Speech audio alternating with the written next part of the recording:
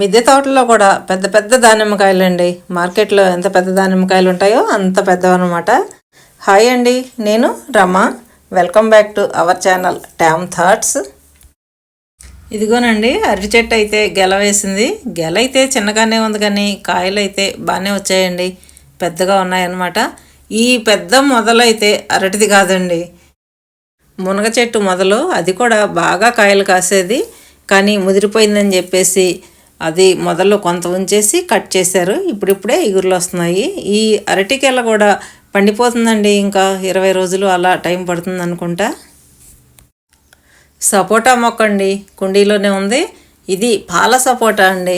పాల సపోటా చాలా టేస్టీగా ఉంటుంది కదా. ఇంకా బాగా ముదరలేదు, కాకపోతే సపోటాలు కొద్దిగా ముదిరినట్లుగా అనిపిస్తే ఎప్పుడో 4 కాయలు దొరికితే అప్పుడు కోసేస్తాం కదా. ఈ సపోటా కాయలు కూడా బంగాళదుంపలాగా ఆ కలర్ వస్తే ఇంకా పంటకు వచ్చినట్లే కోసేస్తే సరిపోతుంది.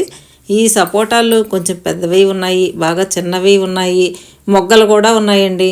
అంటే అవి ఎక్కువ సార్లు ఉంటాయన్నమాట. ఇంకా ఈ సపోటాకి తీసుకోవాల్సిన కేరింగ్ అయితే ఆ ఎండు ఆకులు తీసేయడం ఒక్కటే. దీనికి ఎలాంటి పెస్టిసైడ్స్ కానీ అసలు ఏమీ అక్కర్లేదండి. దాదాపుగా సపోటాకి అసలు తెగులు పడనే పడదు. కుండీలో కూడా ఈ సపోటా చెట్టు పెద్దదయింది, బాగా బలంగానే పెరిగింది. ఇంకా ఈ దానిమ్మ చెట్టు అయితే ఇంకా చాలా పెద్దది.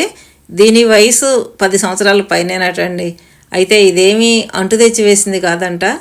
మామూలుగా వాళ్ళ బాబు తింటూ ఆ గింజలు అటు విసిరితే అవి పడి మొలిచిన మొక్క. చూడండి ఎంత పెద్దదైందో. అయితే కాయలన్నీ కూడా అయిపోయాయి. ఈ దానిమ్మకాయలు ఎప్పుడు కూడా బాగానే కాస్తాయట. ఈ చెట్టు ఓనర్ గారికి తెలుస్తుందండి ఏ కాయ పండింది లేనిది అనేది. నాకైతే అన్ని కాయలు కూడా పండినట్లుగానే అనిపిస్తున్నాయి, కానీ ఇప్పుడు కోసిన కాయే బాగా పంటకు వచ్చిందట. ఈ దానిమ్మ చెట్టు కూడా కింద నేల మీద అయితే కాదండి, ఇల్లు కట్టేటప్పుడే ఆ గోడకి ఇంకా పక్కన వేరే గోడ కట్టి మధ్యలో మట్టి పోసేటట్టు ప్లాన్ చేసి అట్లా కట్టించారు. దానిలో కొద్దిగా మట్టి పోసి వేస్తేనే ఈ మొక్క చూడండి ఎంత బలంగా పెరిగాయో. అన్నీను ఈ దానిమ్మ, అరటి ఇవన్నీ కూడా అలా పెంచినవే. మందార మొక్కలు కొన్ని, జామ మొక్క కూడా ఉంది, కానీ పెద్దవన్నీ అయిపోయినట్టున్నాయి. చిన్న పిందెలు మాత్రమే ఉన్నాయండి.